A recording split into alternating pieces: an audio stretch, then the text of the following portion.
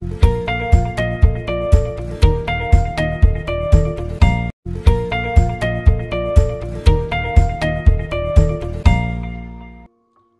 The Lord.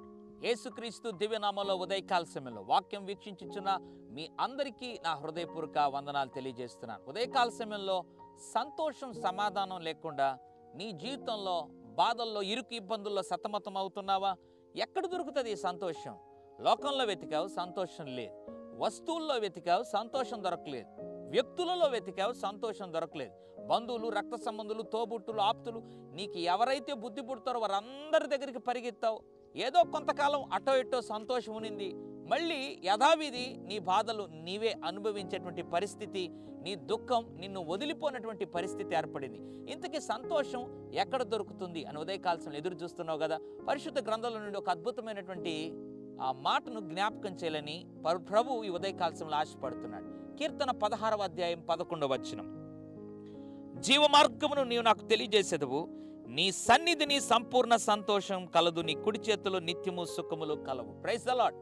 దేవుని సన్నిధినంట మామూలు అరాకొర సంతోషం కాదు, సంపూర్ణ సంతోషం. అంటే దేవుని సన్నిధి ఇచ్చు సంతోషం ఈ ప్రపంచంలో ఎక్కడ కూడా దొరకదు. ఇంకెందుకు నీ జీవితంలో ఆలస్యం?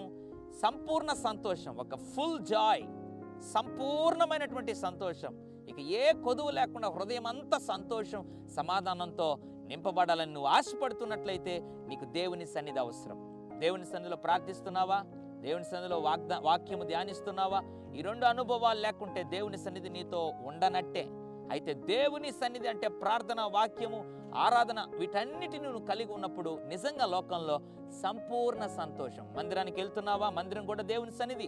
ఒకవేళ మందిరానికి నిలిచిపోయినట్లయితే తిరిగి పశ్చాత్తపడి మళ్ళీ మందిరానికి వెళ్ళడం నేర్చుకో. సంపూర్ణ సంతోషం సమాధానంతో లోకంలో సాగిపోయే కృప దేవుడు నీకు అనుగ్రహిస్తాడు. పరిశుద్ధుడా, ప్రేమగల తండ్రి, నీకు స్తోత్రం.